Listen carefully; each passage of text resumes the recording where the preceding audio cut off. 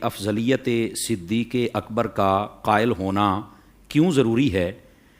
سیدی و سندی اعلیٰ حضرت امام اہل سنت مجدد دین و ملت کشتہ عشق رسالت اشاہ امام احمد رضا خان علیہ الرحمۃ الرحمن آپ نے فتاوی رضویہ شریف میں لکھا ہے کہ یہ مسئلہ باب عقیدہ کا مسئلہ ہے. صحیح. یہ باب فضائل کا مسئلہ نہیں ہے. صحیح، بالکل ٹھیک. باب عقیدہ کا اگر مسئلہ ہے تو اس عقیدے کا درست ہونا پھر ضروری ہے. اس لیے افضلیت صدیق اکبر کا قائل ہونا ضروری ہے کہ اس کے بغیر عقیدہ بگڑ جاتا ہے. بعض کہتے ہیں صرف جمہور کا اس پر اجماع ہے. نہیں، اس پر ساری امت کا اجماع ہے، باشمول صوفیاء کے، ان سب کا بھی اس پر اجماع ہے. اور اس کا خلاف کرنے سے بات تو پھر دائرہ اسلام سے باہر کی جا سکتی ہے نا. تو اتنی دوری سے بچنے کے لیے یہ عقیدہ رکھنا ضروری ہے کہ اجماع سے بندے کو ٹکرانا نہیں چاہیے. اور جب ساری امت کا اجماع ہے، اور اعلیٰ حضرت نے صرف اجماع کا لفظ نہیں لکھا، آپ نے فرمایا یہ افضلیت صدیق اکبر کا مسئلہ یہ اجماعی بھی ہے اور قطعی بھی ہے. اس واسطے اس کا قائل ہونا ضروری ہے تاکہ امت میں بندہ انتشار، اختلاف اور کسی قسم کی لڑائی جھگڑے کا سبب نہ بنے. حضرت سیدنا مولا علی شیر خدا مشکل کشا ہمارے قبلہ دل اور کعبہ جاں رضی اللہ تعالیٰ عنہ، اسی مسئلے پر آپ نے سزا کا اعلان کیا ہوا ہے. اگر یہ مسئلہ اتنا لو کوالٹی کا ہوتا تو اس پر ویسے ہی کوئی تنبیہ کر دی جاتی، لیکن آپ نے فرمایا جو مجھے فضیلت میں بڑھائے اور ابو بکر و عمر کی شان کو گھٹائے، جو ان کا مقام و مرتبہ اللہ رسول کی بارگاہ سے ان کو عطا کیا گیا ہے، فرمایا جھوٹے بندے کی سزا دوں گا میں اس کو، مفتری کی سزا جسے کہتے، اور وہ 80 کوڑے ہوتے ہیں.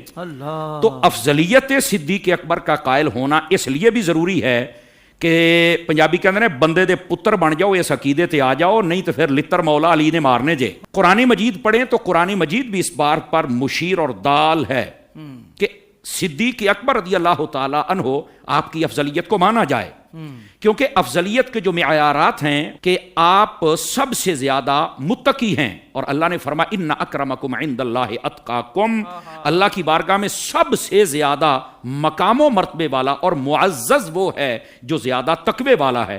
اور یہی اتقا کا لفظ اگر قرآن مجید میں اللہ نے کسی کو عطا فرمایا ہے تو وہ حضرت ابو بکر صدیق کی ذات ہے جن کو عطا. وَسَيُجَنَّبُهَا الْأَتْقَى، یہی اتقا کا لفظ ادھر ہے اور وہی اتقا کا لفظ ادھر ہے. یعنی معیار افضلیت جو زبان قرآن سے ہے اگر وہ صادق آتی ہے تو وہ حضرت ابو بکر صدیق پر صادق آتی ہے. اگر ہم احادیث کو دیکھیں تو احادیث کے اندر بھی یہ بات موجود ہے کہ افضلیت صدیق اکبر کا قائل ہونا پڑے گا. وہ کیسے؟ آپ دیکھیں نبی مکرم صلی اللہ علیہ وآلہ وسلم آپ تشریف لے کے جا رہے ہیں، حضرت سیدنا ابو درداء رضی اللہ تعالیٰ عنہ آپ ساتھ ہیں.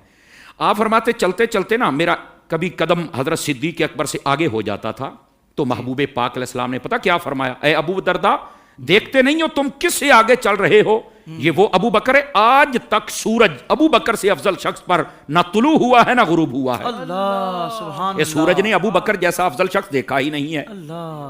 ما ولد فی الاسلام مولود، فرمایا اسلام کے اندر کوئی پیدا ہونے والا ایسا پیدا نہیں ہوا سوى النبیین والمرسلین، سوائے نبیوں کے اور رسولوں کے، جو افضل ہو ابو بکر صدیق سے. تو اگر ان دلائل کو دیکھا جائے تو یہ ماننا پڑے گا کہ حضرت ابو بکر صدیق رضی اللہ تعالی عنہ آپ سب سے افضل ہیں. قرآن کے دلائل دیکھیں، احادیث کے دیکھیں تو یہ بات ماننی پڑے گی کہ حضرت ابو بکر صدیق رضی اللہ تعالی عنہ آپ کو اللہ رب العزت نے کتنا بلند مقام عطا کیا. فرمایا میں نے جب اعلان نبوت کیا اس سے لے کر قیامت کی صبح تک جتنے لوگ ایمان لائیں گے وہ سارے کے سارے ابو بکر صدیق کے کھاتے میں جائیں گے، کیونکہ ابو بکر صدیق نے میری تصدیق کی ہوئی ہے. علماء نے یہ ایک نقطہ اٹھایا ہے، معراج کی رات جب سارے نبی اکٹھے تھے مصلی پر کون آئے تھے؟ میرے حبیب پاک صلی اللہ علیہ وسلم. فرمایا کہ کیوں آپ کو بھیجا؟ اس لیے کہ آپ افضل تھے سب سے، اس لیے آپ کو سب کا امام بنا، آپ امام الانبیاء ہوئے. بالکل صحیح.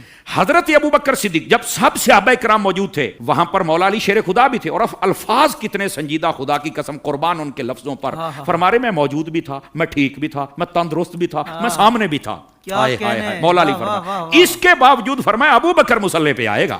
ٹھیک ہے، اگر اس بات کو دیکھا جائے سب نبیوں کا جو امام بنے وہ سب سے افضل ہے، تب بنے ہیں. سب صحابہ کرام کے لیے جب مرو ابا بکر یہ الفاظ آ گئے اور سب صحابہ کرام کا امام بنا دیا گیا تو فرمایا علماء نے نکتہ اٹھایا ہے ابو بکر سب سے افضل تھے اس لیے ان کو مصلی امامت عطا کیا گیا ہے. ٹھیک ہے, یہ افضلیت صدیق اکبر کے ہم قائل کیوں نہ ہوں, اگر یہ دلائل ہمارے پیش نظر ہیں تو قائل تو ہونا پڑے گا, ورنہ یہ ہمارے لیے اچھی بات نہ ہوگی. اور یہ جتنی تلخیاں ہیں لوگ غیر تحقیقی اور غیر سنجیدہ لوگوں کے پیچھے ہیں, اور پتہ نہیں وہ کس کو اٹھا کے کس کی جھولی میں ڈالنا چاہتے ہیں. خدا را ان سے نکلیے. 1400 سالہ شخصیات کا اگر یہ عقیدہ ہے تو ہمارا بھی یہی ہے, اور یقیناً ان کا یہی عقیدہ ہے, اور ہم سب کا یہی عقیدہ ہے. اللہ ہم سب کو اس پر ثابت قدمی عطا فرمائے.